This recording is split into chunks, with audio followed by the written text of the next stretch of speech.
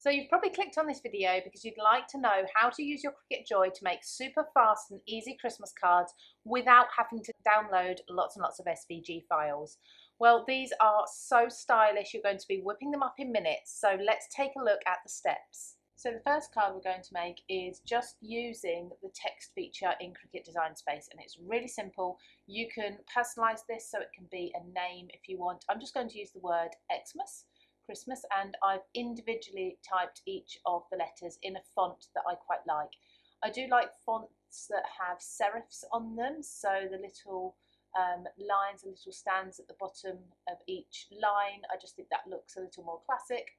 And I'm going to resize these so that they're quite large for now, so I can work with them on my screen, but I'll shrink them down in a little while. Now what I'm going to do is drag these all so that they are touching. Now you can do this so that they are all nice and even. Just pop the S in there as well. We'll have a gap because of course the X and the M are wider than the A and the S. So rather than this looking a little bit odd, I'm actually going to drop this M down. I'm going to bring this A up a little bit, make that one a little bit bigger as well, just so it looks a bit more balanced, and probably the same with the S as well, and just have everything overlapping so that there's somewhere touching with each of the letters there. Now I'm going to grab these all together and come down to the bottom right hand side, combine and weld them all. So this is now one shape. So then what I'm going to do is I'm going to take myself a basic shape. This is going to be a square, and this is where I want to start thinking about the size of the cardstock or the card front that I'm cutting into. Now mine is just over 10 centimetres by almost 15 centimetres. So I want to ensure that my letters are going to fit within this space. So the first thing to do is to make this square that you've put on there. First we need to unlock it. So we need to come to the size at the top where you've got lock properties, a little sort of padlock there, unclick that. So again, I'm going to unlock the padlock there so that I can now shrink and stretch this shape. Let's bring it over. What we can do here, as you can see, you can't see the shapes very easily. So best thing to do is just recolor one of them. So let's just make this one pale grey so we can see it over the top. Let's also zoom in so we can see what we're doing. Now as you can see, the letters on the side here in the layers are below the square. We want to bring them up, just drag that above so we can see what we're doing. There we go. And I'm going to place this inside the square here. Now I'm going to just stretch that, continue to stretch it until I'm happy that there's a border around the outside. There we go, so I'd be happy with that. So let's just pop that to the side for now. Let's click on a rectangle and we can do copy and paste, or you can duplicate it. And again, let's just make this another colour just so that we can see what we're doing here. Now what I want to do is put this inside my rectangle. I'm going to unlock it so that I can change the proportions. Now you can do this by measurement if you prefer, but I'm just happy to do this by eye. Just shrink that light grey rectangle down until it sits inside your dark grey rectangle underneath. If you grab the two, so just select both rectangles and come to slice down in the bottom right hand corner, that is going to take your top rectangle away from the bottom, so you can delete that centre piece now. Now placing this back in, so now all we've got is a frame, and I'm going to drag and resize this so that I've got something touching each of the edges there. So there we go, quite happy that I've got something touching edges, top and bottom, perfect.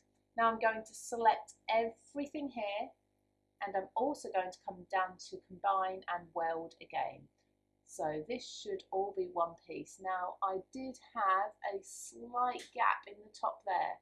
So what I'm going to do is undo, select just the wording there, raise that up ever so slightly and repeat the process. So select both, combine and weld. There we go. Now that's all one piece. Now I can send that to my Cricut Joy.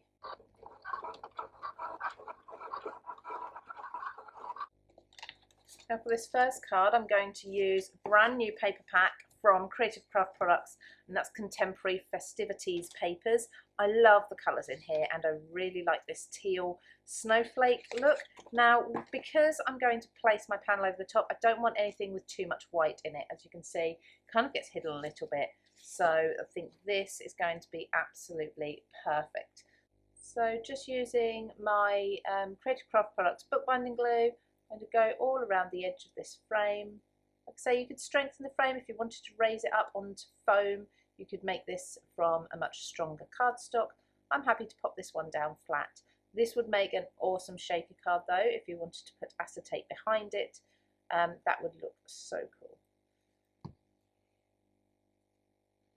I'm going to leave a little bit of a border around the edge here as well, just to show off that gorgeous paper.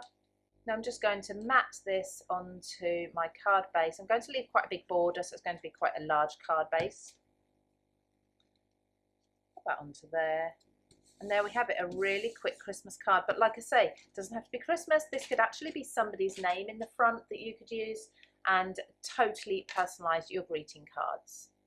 I'd like to just take a second to remind you that CraftStash have a fantastic range of electronic cutting machines, not just the Cricut Joy, but also things like the Cricut Maker, Brother Scan and Cut, and so much more. And best of all, we have the best price guarantee on these products, plus free UK next delivery when you purchase from us. Not only do we have machines, we also have things like additional mats and all the tools you'll need, plus things like your vinyl. Check out all the details at www.craftstash.co.uk or craftstash.us. The next card is another really simple one. You do not need to download any SVG files or anything like this. You can simply generate this in Canvas Design Space. So I've typed out the word Merry onto my canvas and I've chosen a nice bold font. Now I'm going to resize this so that the letters are as large as I want them to fit on my card. Now my card base is a 5x7 inch card base. I've chosen to use a scalloped one just because it gives it a little more detail and it's already pre-made like this, so why not use it? So I'm thinking 5 letters, maybe an inch wide each, and that would kind of fill the space across here with a little bit of a gap either side. So I want my letters to be around about an inch in width each. I'm happy with that. Now I'm also going to type another word, and that's going to be Christmas. Now this is coming up huge, but I will highlight all of this and I will change the font to something a little more swirly. Yeah, that's much better. So I like that. I'm going to make this a little bit smaller. So I want the Christmas to fit over the Merry. So I can use my Merry there as a guide and just shrink this down. I can either do this by dragging. So let's just change the colour of this just so we can see it. And if I pop it over my word, still a little bit big. Now I'm actually going to unlock the size of this again, the ratio, so that I can make this longer and thinner, like so. Maybe a little bit smaller. There we go. Okay, so I think I'm happy with that size. There we go. Okay, so let's send all of these to our Cricut Joy. Now it's just making arrangements on the mat for everything. So the word Merry will cut out in one piece, and then the word Christmas will cut out separately. So I'm just putting strips of pattern paper along here, not too wide, and I'm not aiming for each letter being an individual colour. Now a little tip for you, before you release your mat from the machine, just ensure by lifting the first piece up that that has cut through perfectly. This is particularly important if you're not sure on the weight of your cardstock. So just a tip for you, I'm just using a ruler laid on a mat over my card here so that I can line up my letters as I place them on, and I'm starting with the centre letter. These tweezers from Creative Craft Products as part of the digital crafting toolkit are really useful because you only squeeze them when you want to release them, so they just grip your project, grip whatever you're trying to hold without you touching them. So you can use your fingers, you can line things up nice and easily, and you just squeeze them to release your cardstock. And I'm just going to place another piece of white cardstock down on my mat.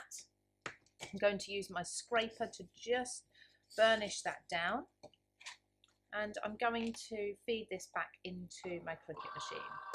Lastly, I'm just going to dot a few little gems around my card just to finish it off, and I've chosen a colour that comes within those papers.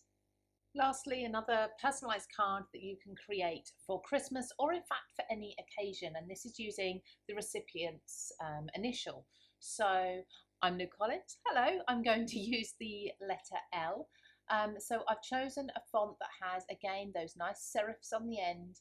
I've chosen this to be as bold as possible. This one doesn't have a bold option, but what I'm going to do instead is, first of all, work out how large I want my card to be. Now, I've got to bear in mind that I need to make this or create this on my Cricut Joy mat. So it needs, I'm probably going to have to use my extended mat. So really the height can be the width of the mat, which is around about 11 centimetres. So bringing this L down to less than 11 centimetres, because I want to add an offset to this. So let's have a look. That offset actually looks pretty good. Now, do I want squared corners or rounded corners? I think rounded for this. I think that's quite a nice offset amount. You can adjust this by using the slider to make it really quite chunky or quite small, but that's pretty good. So let's apply that. So now we've got our chunky offset there, and we've also got our internal letter. You can see the two. Now just check that the offset will fit. So what I'm going to do here is I am going to duplicate this outer layer, this offset layer. So go to duplicate on the right hand side, and then I'm also going to flip that round, so I can flip it horizontally or vertically. I want to flip it horizontally so it's a backwards image, and I'm just going to join the two there very carefully. So to make sure these two are exactly the same heights, they're both level with each other, I'm dragging and selecting both. I'm going to go to align and align center vertically, and that just makes sure the top and the bottom are in the same place. So these two pieces also still selected, we do need to weld them together so it cuts as one piece. So I'll go weld there, and you should see that just at the top of the letter and the bottom of the letter join. This is now a card base for you, and this L here is now, let's just bring that to the top so you can see. I'll do that in my layers panel on the right hand side. You can see that will cut out my patterns paper afterwards to mat on top to make a really pretty little Christmas card. As you can see, of course, with the Cricut Joy, given the height of the mat, that's kind of the tallest you can make a card. Now I can easily fold that over to create myself a little card base there. I didn't need to even think about putting any score lines in there. So now I've cut my layer of pattern paper, I'm just going to add my glue to it and adhere it over the top. Don't forget to check out the Cricut playlist on our YouTube channel, and of course if you like videos like this, please don't forget to subscribe up here too. So there's the 3 cards, all made using no SVGs, very quickly with your Cricut Joy.